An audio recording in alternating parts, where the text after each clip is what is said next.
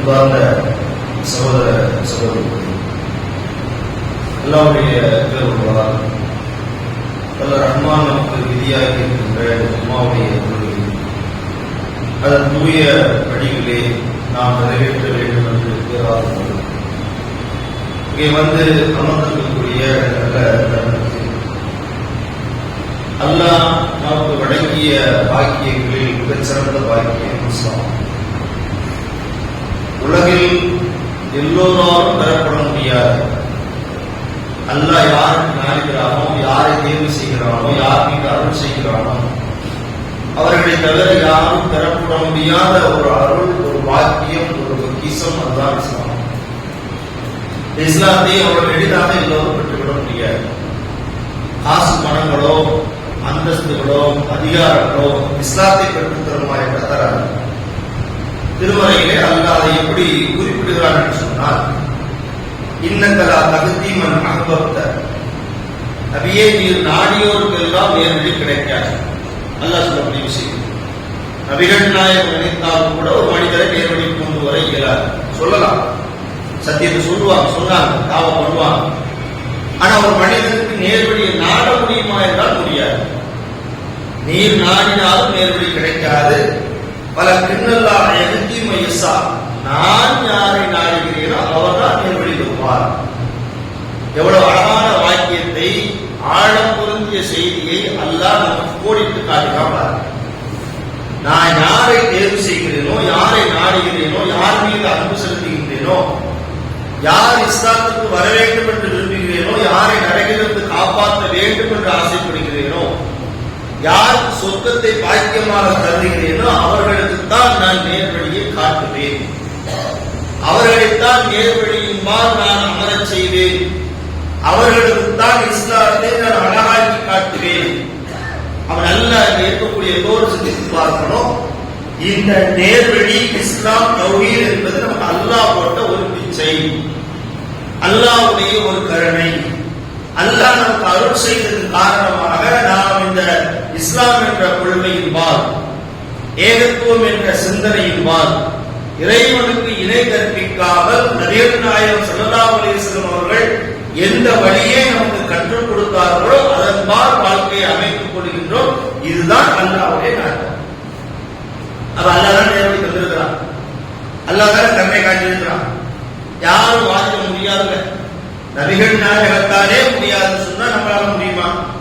முடியவே முடியாது. அல்லாஹ் நாடியில் மட்டும்தான் நேர்வழி பெற முடியும். அந்த அல்லாஹ் இன்னொரு இடத்துல நமக்கு சொல்லி காட்டினா, நேர்வழி உங்களுக்கு கிடைச்சிருச்சு இல்ல, இஸ்லாத்தை நான் தெளிவுபடுத்திட்டல்ல, நீங்கள் எப்படி நடந்து கொள்ள வேண்டும் தெரியுமா? அதையும் அல்லாஹ் நமக்கு சொல்லி காட்டுகின்றான். யா அய்யுஹல்லதீன ஆமனூ, நம்பிக்கை கொண்டவர்களே, இது ஒரு ஃபிஸ்ஸில் காஃபா, நீங்கள் அல்லாஹ்வுடைய மார்க்கத்தில் முழுமையாக நுழைந்து கொள்ளுங்கள். இதைத்தான் நீங்கள் ஆய்வு செய்ய வேண்டும். நாம் ஒவ்வொருவரும் உள்ளத்தால் ஒரு சுய பரிசோதனை செய்ய வேண்டிய கட்டத்தில் அமர்ந்திருக்கின்றோம். நாம் இஸ்லாத்தில் முழுமையாக நுழைந்திருக்கிறோமா? இஸ்லாம் அதை எங்கெல்லாம் நம்மை தடுத்திருக்கிறதோ அனைத்திலும் விடுபட்டிருக்கிறோமா? இஸ்லாம் எதையெல்லாம் கட்டளையிடுகிறதோ அதை முழுவதையும் செய்கிறோமா? இதெல்லாம் சிந்திக்கணும். அல்லாஹ் தான் சொல்றான், அங்க ஒரு காலம் ஒரு கால் வைக்காத, சிறுல ஒரு காலம் ஏகத்துவத்தில் ஒரு கால் வைக்காத, பாட்டில் ஒரு காலம் தேர்வுடைய ஒரு கால் வைக்காத. கொள்கை என்று சொன்னால் வகியின்பால் நீ முழுமையாகவா, வகி மட்டுமே மார்க்க செய்தி என்ற அடிப்படையில் வாத முழுமையானது. இஸ்லாத்துக்கு முழுமையாக நுழைஞ்சுனா என்ன அர்த்தம்? தர்காவும் உண்டு, தௌஹீதும் கிடையாது. நபிகள் நாயகத்தை பின்பற்றணும், அவுலியாக்களை பின்பற்ற கிடையாது.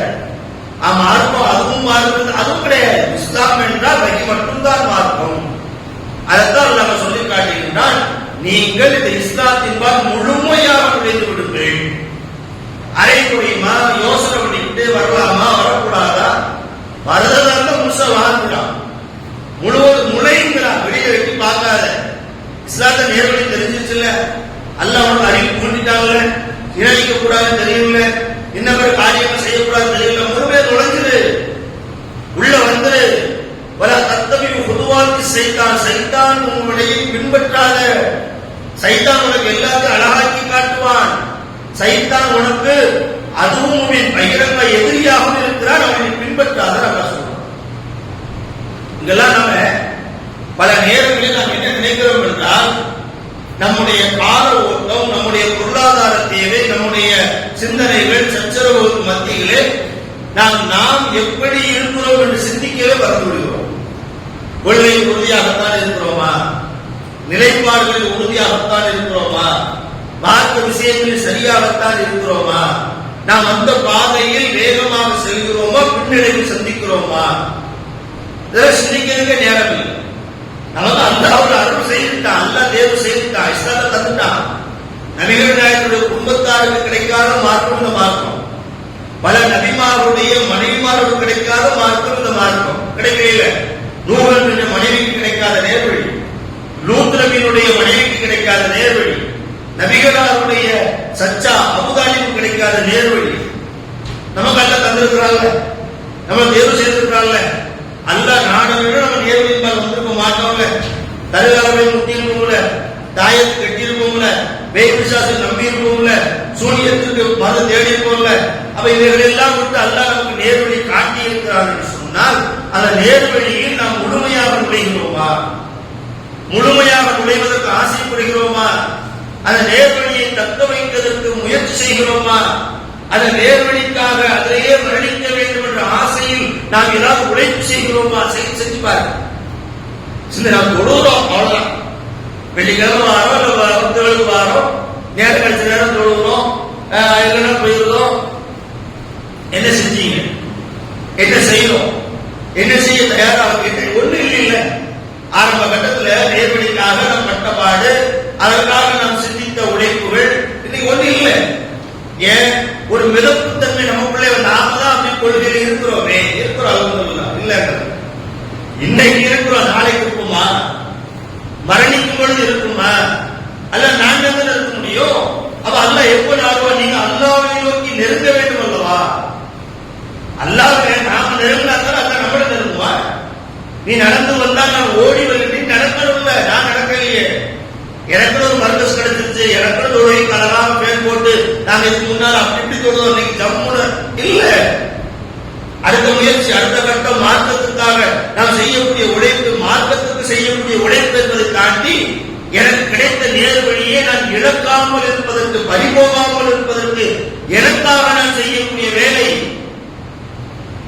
எல்லாரும் சோட போய் தான் இருக்கும். பெரும்பாலும் இல்ல, ஒரு ரெண்டு என்று சொன்னாலும் யார் அதற்கான பிரயோகித்த முயற்சி எடுக்கிறோம்? ஒவ்வொருத்தரையும் கேட்டு பார்த்தா செய்வார். ஜீரோல வந்து ரெண்டு இப்படித்தானே இருக்கு, மைனஸ் தானே இருக்கு. ஒரு நேர்வழியை அல்லது அழகான ஒரு இஸ்லாமிய மார்க்கத்தை, பலருக்கும் கொடுக்காத ஒரு மார்க்கத்தை நமக்கு தந்திருக்கிறானே. இதுக்கு நம்ம என்ன செய்யறோம், என்ன செய்ய போறோம்? அல்லாஹ் நமக்கு சான்றுகளை அழகாக்கி காட்டி இருக்கிறானே. இஸ்லாத்தில் நீங்கள் முழுமையாக நுழைந்து விடுங்கள் என்று நமக்கு உத்தரவிடுகின்றானே. இஸ்லாத்துல முழுமையாக நுழைஞ்சது எப்படி முழுமையாக நுழையுது? அந்த வசனத்துல அல்லாஹ் இந்த தொடர்ச்சியாக சொல்றான், பையின் சல்லத்தும் பாதி மா ஜாஅத்தும் முல்பையினா. தெளிவான சான்றுகள் உங்களுக்கு வந்த பின்னரும் நீங்கள் கடப்புறந்தால், ஏகத்துவத்தின்பால் வந்தாச்சு, தர்காவுக்கு வந்தாச்சு, தாயத்தை விட்டு வந்தாச்சு, ஜோசியத்தை விட்டு வந்தாச்சு, இன்னும் கூட சிறுக்கான விதத்தான காரியங்களை விட்டு வந்தாச்சு. இதெல்லாம் தெளிவுகள் அடிப்படையில், சான்றுகளின் அடிப்படையில், அல்லாஹ் நம்முடைய உள்ளத்தை சரி செய்த அடிப்படையில் வந்தாச்சுல்ல. இன்னும் முழுமையாக வராம திரும்பவும் அங்க போகணும்னு நினைச்சோம்னா இன்னைக்கு நினைப்பீங்க, நாளைக்கு சைத்தான் விடுவாரு. உங்களுக்காக நீங்கள் வேலை செய்யவில்லை, மார்க்கத்தின்பால் கவலையை, அக்கறையை அதிகப்படுத்தவில்லை.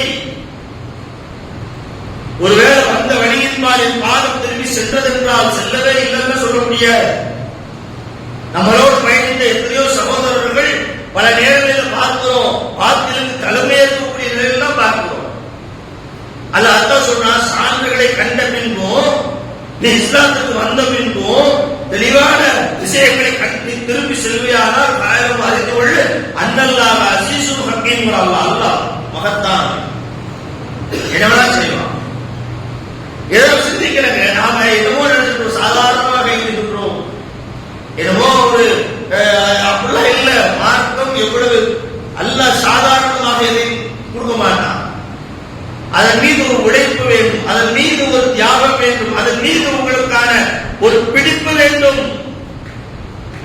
நபித்தோடைய வாழ்க்கை அவைகளை எடுத்து பாருங்க. இந்த மார்க்கத்தை அவர்கள் கட்டி பிடிப்பதற்காக அல்லாஹ் சொல்றான மார்க்கத்தின் முழுமையாக நுழைந்து விடுங்கள் என்று. அவை முழுமையாக நுழைவதற்காக அவர்கள் செய்த தியாகங்கள் இதெல்லாம். நபிகள் நாயகம் ஸல்லல்லாஹு அலைஹி வஸல்லம் அவர்கள் மக்காவில் இருந்து மதீனா செல்கிறார்கள். ஹிஜ்ரத் செய்யக்கூடிய நேரத்தில் நபிகளாருக்கு முன்பாக பல நபித்தோழர்களும் மறைவாக எதிரிகளுடைய கையிலே மாட்டி விடாமல் மதீனா சென்று விட வேண்டும். அல்லாஹ்விடம் உத்தரவு வந்து விட்டது. பிறந்த இடத்தை விட்டு, சொந்த நாட்டை விட்டு, சம்பாதித்த சம்பாத்தியங்களை விட்டு, கட்டிய மனைவியை விட்டு, பெற்ற பிள்ளைகளை விட்டு, எல்லாத்தையும் விட்டு செஞ்சாங்க. கஷ்டத்தோடு போனாங்க. அப்படி ஹிஜ்ரத் செய்யக்கூடிய வேலையிலே ஒரு நபித்தோழர் சுவைப் ஒரு நபித்தோழர் அவர் ஹிஜ்ரத் செய்தார். ஒரு ரூம் நாட்டில் இருந்து அடிமையாக வந்து மக்காவிலே குழப்பு செய்தவர், சம்பாத்தியம் செய்தவர். அந்த சுவைப் என்ற நபித்தோழர் மக்காவை தொடர்ந்து மதீனா செல்கின்றார். இஸ்லாம் என்றால் என்ன என்று கேட்கிறீர்கள்? இஸ்லாத்தின் மீது எவ்வளவு பெரிய தியாகம் வேண்டும் என்று கேட்கிறீர்கள். தியாகம் வேணும். அல்லாஹ் கொடுத்த நேர்வழிக்கு நாம் செய்த தியாகங்கள் எவ்வளவு செஞ்சாலும் சுவைப்பு போறத மற்ற எதிரிகள் முஸ்லிம்கள் எல்லாம் சுவர் பண்ணிட்டான். சுவைப்பு வழியா தான் போறாரு. அவர் குடிங்கிறான். அவர் ஒரு குதிரையில் போறாரு. இவங்க பின்னால குதிரையில ஒரு டக்குன்னு விரட்டுறான். ஒரு இடத்துல அவர் நிற்கின்றார். பின்னால சுத்தி பார்க்க எதிரிகள் பின்னாலே வந்துட்டான். ஒரு பேசினால் கேட்கக்கூடிய தூரத்தில் இன்று சாதாரண நிற்கின்றார். சுவைப் என்ற நபித்தோழர் ஒரு தன்னந்தனியாக இருக்கின்றார். கூட ஆள் இல்லை, யாரும் சேர்க்கல. ஏன்னா ஹிஜ்ரத் செய்வதற்கு மறைவாகத்தான் செஞ்சாங்க. எல்லாரும் தெரியாம தானே அவங்க படைப்பட்டாலும் கிடையாது. இல்லை, ஆனா எதிரிகள் சூழ நிற்கிறான். அவர் கேட்கின்றார், எதிரிகள் எதிர்த்து நிற்கின்றார். சுவைப் எல்லாம் சொல்லுகின்றார்கள் எதிரிகளை பார்த்து, நான் ஹிஜ்ரத் செய்வதை தடுப்பதற்காக என்னை நீங்கள் பின்தொடர்ந்து என் மீது தாக்குதல் செய்து என்னை கொலை செய்ய வந்திருக்கின்றீர்கள். பரவாயில்லை, அவர் அச்சப்படலை, கவலைப்படலை. அந்த எதிரிகளை பார்த்து அழகாக சொல்கின்றார் சுவைப் எல்லாம் அவர்கள், எதிரிகளே, என்னை பற்றி உங்களுக்கு நன்றாக தெரியும், என்னுடைய வீரத்தை பற்றி உங்களுக்கு நன்றாக தெரியும். இதோ என்னுடைய பயணத்திலே என்னுடைய வில் அம்பும், என்னுடைய அந்த வில் அம்பு கூட்டில் வச்சுருவாங்க அம்பை ஏற்கக்கூடிய வில் அம்பு 40 அம்பு வச்சிருக்கிறேன். நீங்களே எதிர்த்து நிற்கிறீங்க. என்னை அவங்களுக்கு எளிதாக நீங்கள் நெருங்க முடியாது. என்னிடம் இருக்கக்கூடிய எல்லா அம்புகளையும் உங்கள் மீது நான் எய்வேன். நீங்கள் எய்யக்கூடிய அம்பு என் மீது படும். 2 பேரும் மரணிக்கலாமே ஒழிய என்னுடைய பயணத்தை உங்களால் ஒருபோதும் தடுக்க முடியாது. ஹிஜ்ரத்ல சொல்லக்கூடிய வார்த்தைகள் ஒரு சோதனை, கொள்கைக்கான சோதனை, தௌஹீதுக்கான சோதனை, அல்லாஹ்வுடைய கட்டளைக்கான சோதனை. சோதனை ஏற்பட்ட சோதனை எதிரிகளிடமிருந்து மிக கொடூரமாக வந்த ஒரு சோதனை. அஞ்சல, பயப்படல, பின்வாங்கல, வந்த வழியாக திரும்பிடல, நமக்கு நின்று போயிடல. எதிரிகளிடத்தில் அழகாக பேசுகிறார், சண்டை போடுவோம், உயிர்தான் போவோம், என்னிடம் இருக்கக்கூடிய எல்லா அம்புகளையும் உங்கள் மீது பாய்ச்சுவேன். அது காலியாக விட்டால் இதோ என்னிடத்திலே பால் ஒன்று இருக்கிறது, அதன் கூர்மையை கொண்டு உங்களோடு நான் யுத்தம் செய்வேன். வரியாக எதிரிகள் அவருடைய பேச்சை பார்த்து அச்சப்பட்டு நிற்கிறான். ஏன்னா அவங்க போர் செய்யக்கூடிய திடகாத்திரமான ஒரு நபித்தோழர் எதிர்த்து வந்தவன் அப்படி பயந்துமே நிற்கும் போது அடுத்த வார்த்தை சொல்லியிருந்தார். அதுதான் முக்கியமானது தெரியுமா? ஒருவேளை நீங்கள் என்னுடைய பயணத்திலே என்னிடம் குறிப்பிடாமல், என்னிடம் சண்டையிடாமல் ஹிஜ்ரத் செய்ய என்னை நீங்கள் அனுமதித்தால் மக்காவிலே எனக்கான சில சொத்துக்கள் இருக்கிறது, அடிமைகள் இருக்கின்றார்கள், அவர்கள் அனைவரையும் உங்களுக்கு தந்துருவேன். என்னை ஹிஜ்ரத்தின் பால் விட்டுவிடு, மார்க்கத்தின் பால் விட்டுவிடு, இந்த சொத்தை பூரா நீ எடுத்துக்கோ.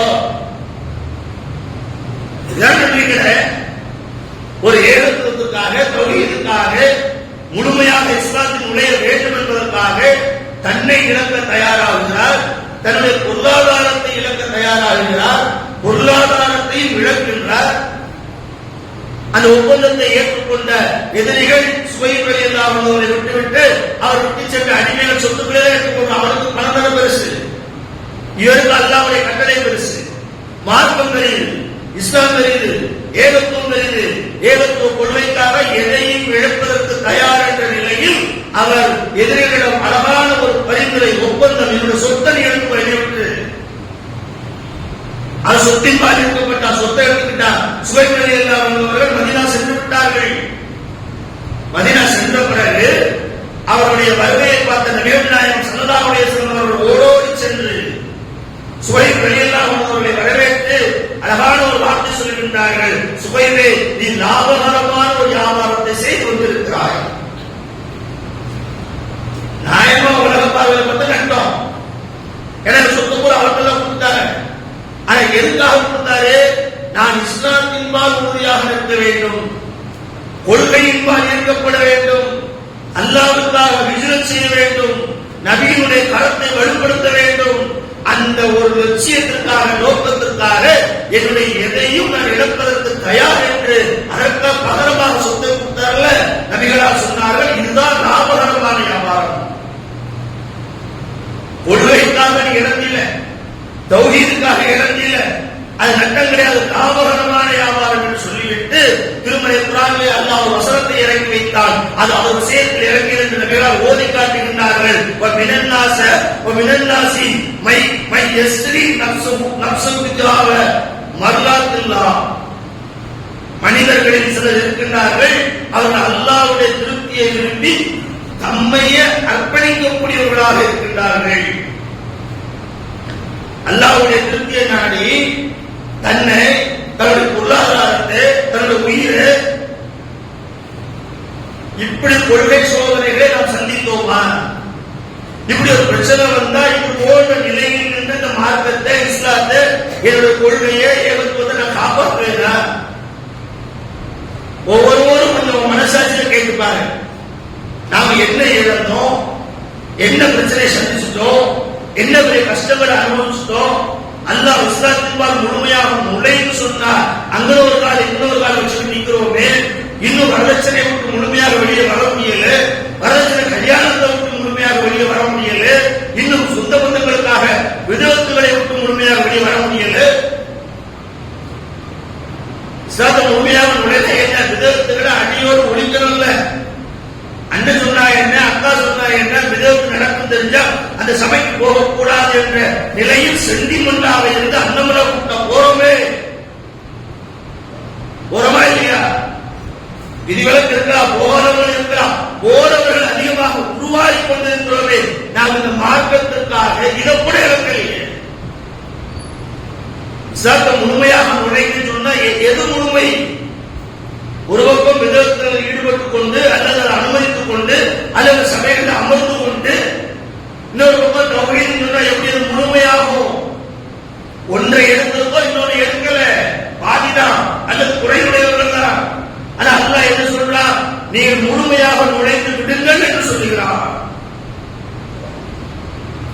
அப்படித்தானே? சிந்திச்சு பாருங்க, முழுமையாக எப்படி எல்லா இடங்களிலும் பொருளாலேயோ, உறவாலேயோ, உள்ளத்தாலேயோ, இழப்பாலேயோ, வழக்குகளாலேயோ, உயிராலேயோ எது வந்தாலும் சரி, மார்க்கத்துக்கு முன்பாக, மார்க்கத்துக்கு எதிரான நிலையில் எது வந்தாலும் சரி, அதை நாம் எந்த இடத்திலும் அங்கீகரிக்க மறுப்பதுதான் முழுமை. அஸ்மா பின் அபூபக்கர் என்ற ஒரு நபித்தோழியர், அபூபக்கர் சித்திக் ரலியல்லாஹு அவருடைய மகள், ஆயிஷா ரலியல்லாஹு அவருடைய சகோதரி. உடன் பிறந்தவங்க கிடையாது. அபூபக்கருக்கு 2 மனைவி. இன்னொரு மனைவியின் மூலமாக பிறந்தவர்கள் தான் அஸ்மா பின் அபூபக்கர். அவங்க அல்லாஹ்வோட ஹிஜ்ரத் செய்யறாங்க. அவங்களுடைய உள்ளத்தை பாருங்க, சென்டிமெண்ட் தான் மார்க்கத்தை விடுறவங்க எல்லாம் கொள்கைதான் சொல்றாங்க. அம்மா சொல்லியாச்சுன்னா வரதட்சணை வாங்கிடலாம், அண்ணன் கூப்பிட்டாச்சுன்னா வரதட்சணை கல்யாணத்துக்கு போயிடுறான், மாமன் சொல்லியாச்சுன்னா அது ஏதாவது காரியம் நடந்தாலும் அமர்றான். ஏன் உறவுங்கிறான்? யாரு எந்த ஏகத்துவத்த தௌஹீத அல்லாஹ்விடம் பெற்றாரோ, எந்த அல்லாஹ் நீங்கள் மார்க்கத்தில் முழுமையாக நுழையுங்கள், இரட்டை வேடம் போடாதீர்கள் என்று சொல்லுகின்றாரோ, அந்த அல்லாஹ்வுடைய வாக்குறுதி எல்லாம் புறந்தள்ளி விட்டு இந்த உலகத்தில் சொந்த பந்தங்களுக்காக, சுய நலங்களுக்காக அஸ்மாவுடைய வாழ்க்கையில படிப்படை இருக்கிறதா இல்லையா? என்ன நடக்க? அஸ்மா ரலியல்லாஹு அவர்கள் ஹிஜ்ரத் செய்து மதீனா போயாச்சு. அஸ்மாவுடைய தாயார் இஸ்லாத்தை ஏற்றுக்கொள்ளல. அன்னைக்கு நிலைமை அப்படிதான் இருந்தது. தாய் இஸ்லாத்தை ஏற்றுக்கொள்வார், மகன் ஏற்றுக்கொள்ள மறுப்பார், மகன் ஏற்றுக்கொள்வார், தந்தை ஏற்றுக்கொள்ள மறுப்பார். அப்படிதான் இருந்தது. சொல்றாங்க, குடும்பத்தில் பகையை ஏற்படுத்தி விட்டீர்கள், குடும்பத்தில் பிளவை ஏற்படுத்தி விட்டீர்கள். நாம ஏற்படுத்துறோம், சத்தியம் ஏற்படுத்தியது.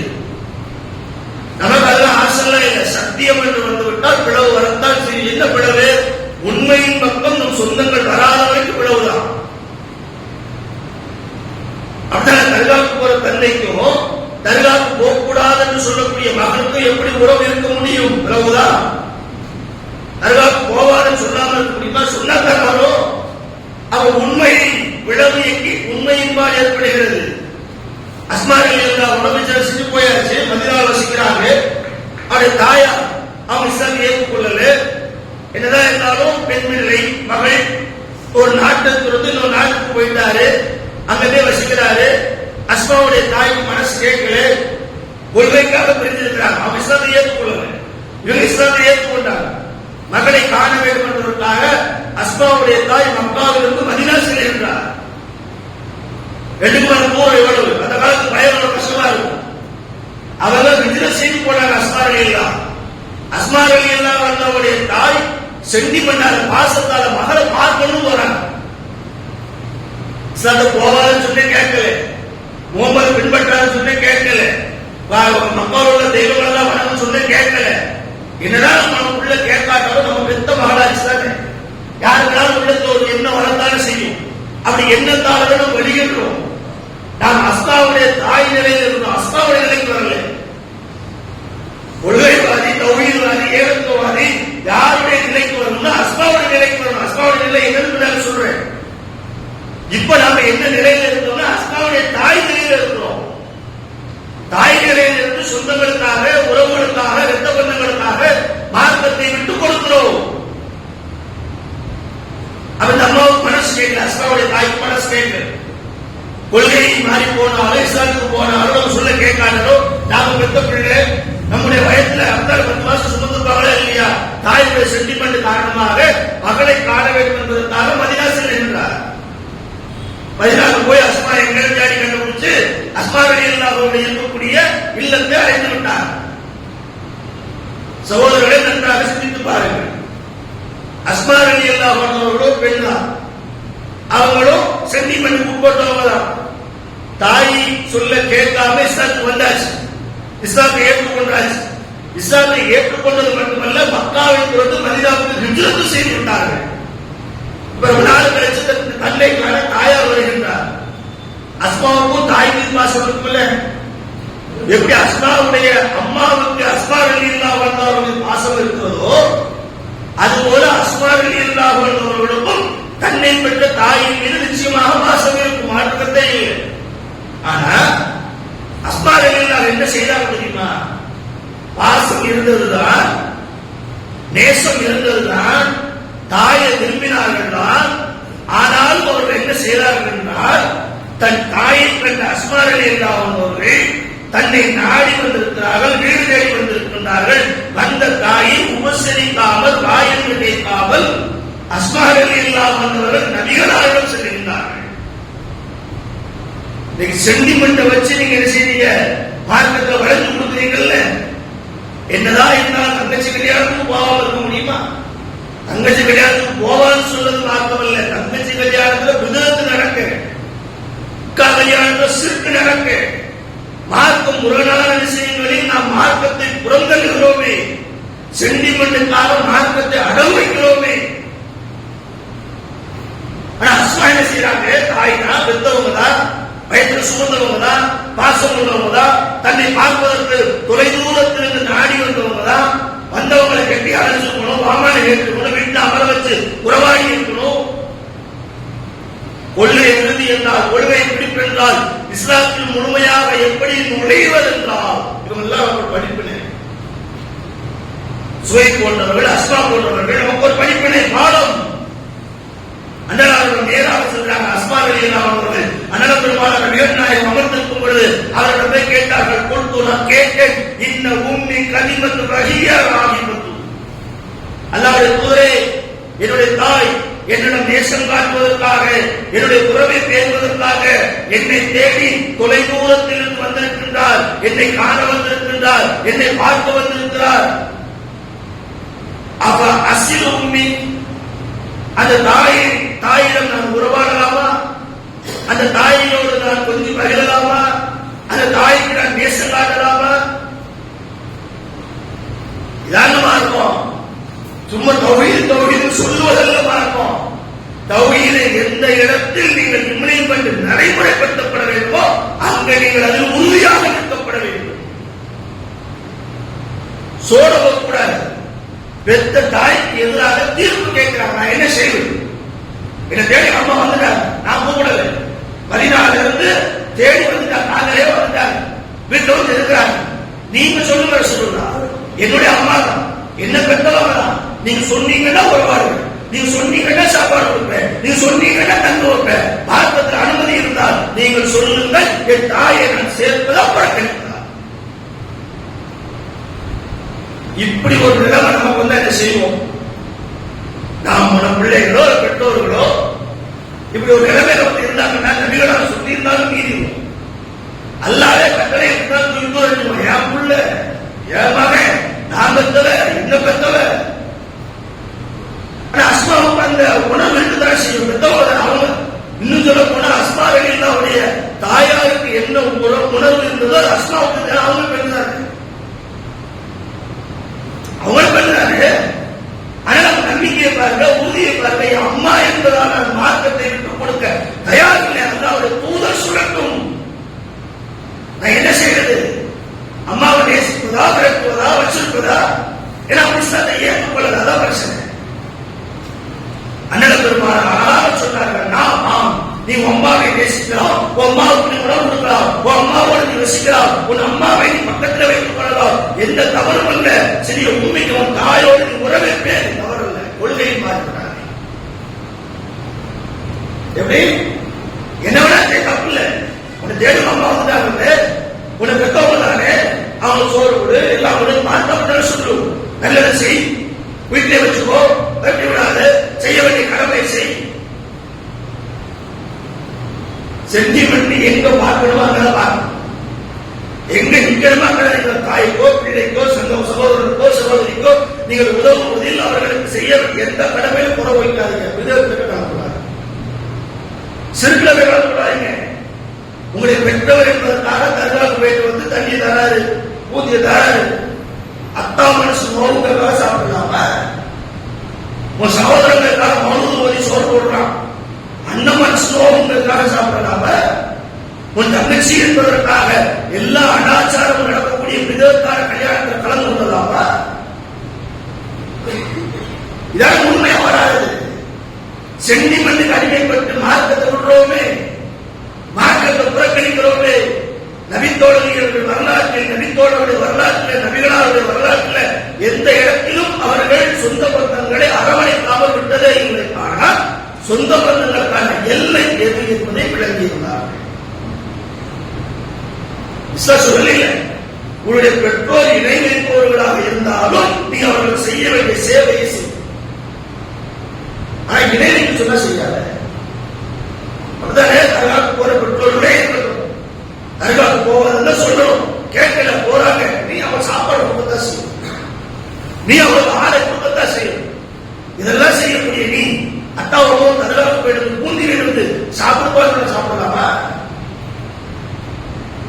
மார்க்கத்தினுடைய எல்லை எது என்பதை விளங்காத தௌஹீத்வாதிகளாக நாம் மாறிவிடக் கூடாது. சிறுக்கு மட்டுமல்ல, விதத்தான இன்னவரான எதிலையும் சரி எல்கை இருக்கிறது நமக்கு என்று வரையறை இருக்கிறது நின்றால் அல்ல சொல்றாங்க, முழுமையாக நுழைந்து விடுகிறது என்று அதுக்கு ஆட்பட்டவர்களாக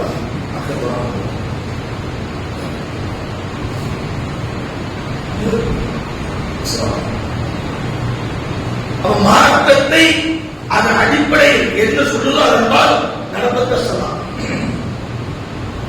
சிரமம் இல்லைங்கள். ஊரே ஒரு பக்கம் போகும்பொழுது நாம் இன்னொரு பக்கம் போது கஷ்டம் தானே, சிரமம் தான். அதே அல்லா சொல்றான், ஐயுள்ளது நாமளும் நம்பிக்கை கொண்டவர்களே, நிஸ்பிரு ஒரு சாதிரு ஒரு ராவிரு, பொறுமையாக இருங்கள், சகித்துக் கொள்ளுங்கள், சகித்துக் கொள்வதில் ஒருவரை ஒருவர் நிகழ்த்து விடுங்கள். மார்க்கப்படி கொள்கை பிரகாரம் குர்ஆனின் பிரகாரம் நபிகளாக வழிகாட்டுதல் நடக்கிறது கஷ்டம் தான், சிரமம் தான்.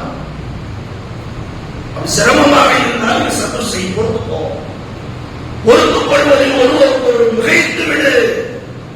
வத்தகுல்லாஹ், நீங்கள் அல்லாஹ்வை உறுதியாக பற்றி பிடிங்கள். அல்லாஹ் துஃப்லிஹூன், அப்படி பற்றி பிடித்தால் நீங்கள் தான் வெற்றியாளர்கள் என்று சொல்கிறார். அல்லாஹ் அல்லாஹ் கட்டி பிடிச்சு பொறுமையாக இருந்து இந்த மௌத் வரைக்கும் பொறுமை.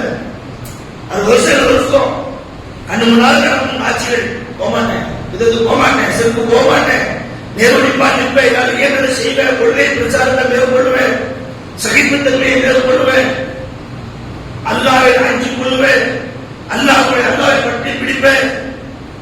இப்படிலாம் இருந்தீங்கன்னா அல்லாஹ் சொல்றான், நீங்கள் வெற்றியாளர்கள். யார் வெற்றியாளர்? இந்த பிரகாரம் நடந்து கொள்கையை முழுமையாக இணைந்து எந்த இடத்துல மார்க்கத்தை விட்டு கொடுக்காமல் நடந்தால் நீங்கள் வெற்றியாளர்கள். இல்லை என்றால் இந்த உலகத்தில் தௌஹீத் அறியவாதியில மாறுவதால எந்த வெற்றியும் வந்து கிடைச்சார். நான் சொல்லலாம், நீங்க சொல்லலாம், ஒருத்தர் அறிய முடியாது. அல்லாஹ் அறிவான். அல்லாஹ் எப்படி அறியலாம் தெரியுமா? சொல்வதால் தௌஹீத் நடைமுறை பிராக்டிஸ் வாழ்க்கையில வரும். சென்டிமெண்ட பெற்றவங்களுக்கு எதிரானாலும் தௌஹீத் தான். வியாபாரம் பண்ற தௌஹீத் தான், சமுதாயம் பண்ற தௌஹீத் தான். தௌஹீத் என்ன? மார்க்கப்படி வஹீயின் பிரகாரம் வஹீயை புறக்கணிக்காமல் நடந்தது, வஹீயில் உறுதியாக நிற்பது. அப்படி நிற்கக்கூடிய நல்ல மக்களாக நம் அனைவரையும் அல்லாஹ்